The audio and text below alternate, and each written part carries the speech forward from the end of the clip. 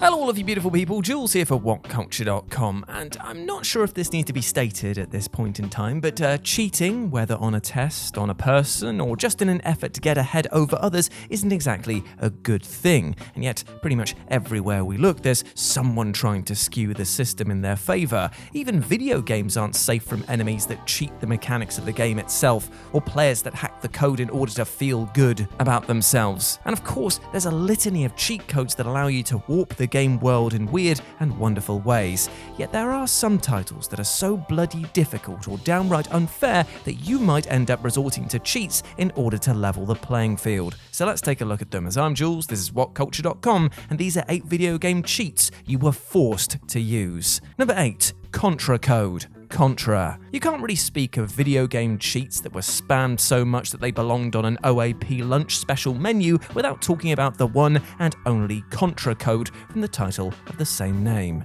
It's pretty much a code so embedded into the public consciousness that anyone could rattle off this at any given notice. And the fact that so many other titles have put the sequences of up, up, down, down, left, right, B, A, start is a testament to how utterly essential this was to the game itself. Now, CONTRA might not be the most challenging video game out there, but it is not one that messes around and will happily butcher the player at any given opportunity. Therefore, this cheeky 30 lives for free code was often used to help players reach the end. Plus, you have to think about things this way. Would this code have become so prevalent if the game in question wasn't hard enough that it forced people to cheat? Unlikely, so I rest my case. Number 7. Infinite Lives, Battletoads. Oh, Game Genie, how brilliant you were. For those not in the know, the Action Replay and or Game Genie console upgrades were third-party hardware that you could plug into your home entertainment systems and use them to crack open your favourite titles in the ways that developers would turn white as a sheet at. Infinite Lives were now yours for the taking. However, in some titles, this access to endless retries wasn't actually something that felt unfair. As with the likes of Battletoads, there's a bloody good chance that you'll need this boost in order to make it through the goddamn game. As we have discussed many times over, Battletoads is made of granite then coated in diamonds hard. Made even worse when you could accidentally batter your friend in the 2-player mode, and therefore having access to infinite lives thanks to the Game Genie was pretty much essential. It's true that you'd still need the skill to make it past the likes of the jet bike sections, and contend with the fact that many people seem to overlook that the game actually gets harder from that point on, but having endless attempts might help you finally remember the combination to squeak a victory over the finish line. Number 6. 99 Lives cheat. RAYMAN. When you first look at the original RAYMAN game for the PS1, you might be conned into thinking that this is going to be a fun, relaxed platformer with a rather jovial atmosphere. And you know what? You'd be right. Well, at least for the first handful of levels. For what happens when you reach the music-themed stages of this title is basically the equivalent of being woken up from a pleasant dream by somebody smashing in your face with a claw hammer. To say that these sections were hard was an understatement. As with slippery ice physics to contend with, leaps of faith onto tiny platforms, and horrendous knockback, you'd see your pool of lives dry out in moments. Well, you might say to yourself, not to worry, I'll just load up my save and try again.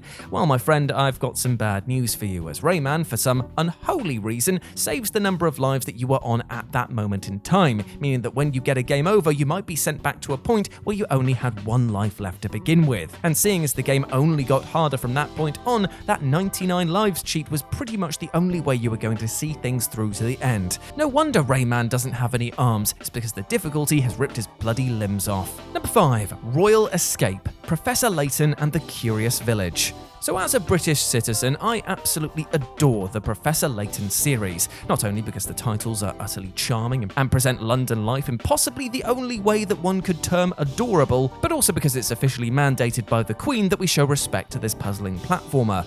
However, sometimes this top-hat twat can absolutely do one. Across his many titles, Layton has thrown multiple curveballs at players that are designed to make their heads spin, and there's no greater example, and indeed source of frustration, than the infamous Royal Escape puzzle in Professor Layton and the Curious Village. This puzzle, which the prof hands out to you as his final test in the Layton's challenge section, sees you trying to move blocks around in order to help a princess escape. However, it is, as puzzle experts would term, ridiculously difficult. So so much so that a guide is pretty much essential to see this through to completion. Hell, even if you don't use a guide and try to micro-cheat by using the game's inbuilt hint system, the game flat out tells you that you're just gonna have to solve this one yourself. It doesn't help that the puzzle is based on an ancient Japanese sliding puzzle that's confounded people for centuries, so don't punish yourself too much if you have had to cheat in order to get through this brain-bending challenge. Oh, and final note, it takes 81 moves to solve.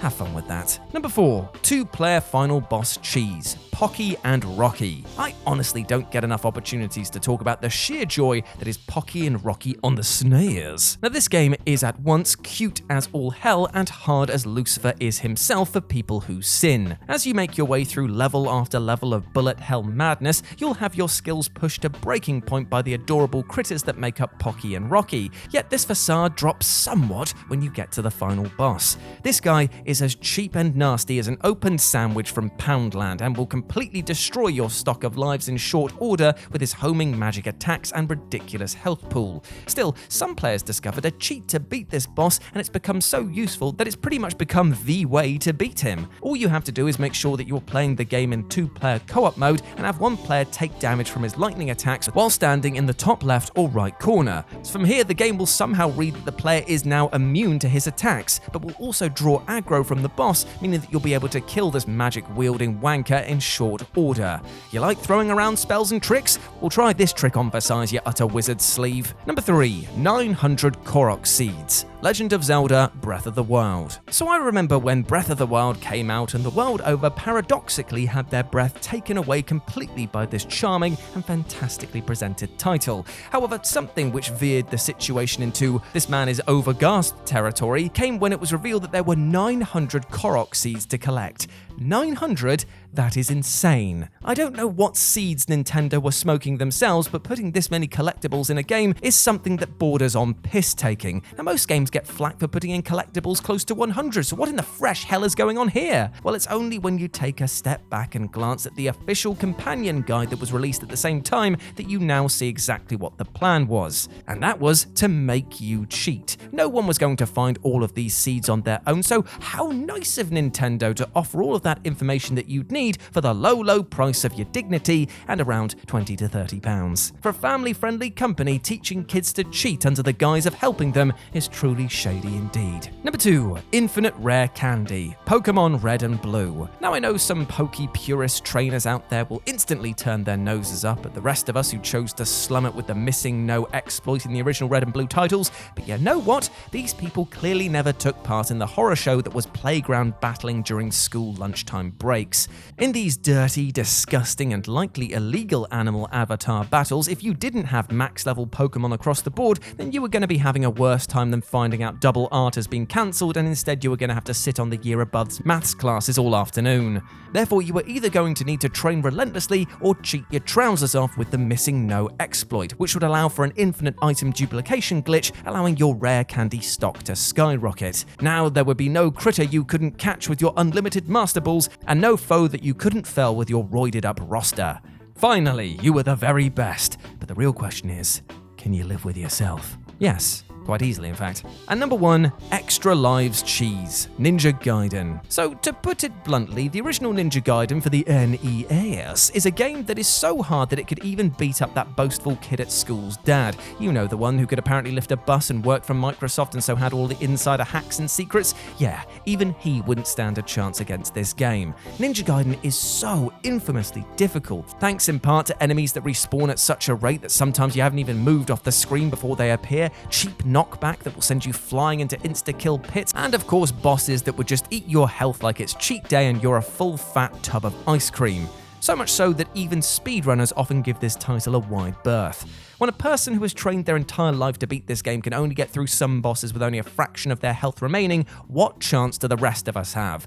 Well, to try and limit the damage to your soul, you can at least cheese the free 1-up that's found in level 5-3 over and over again by going up and down a ladder over and over.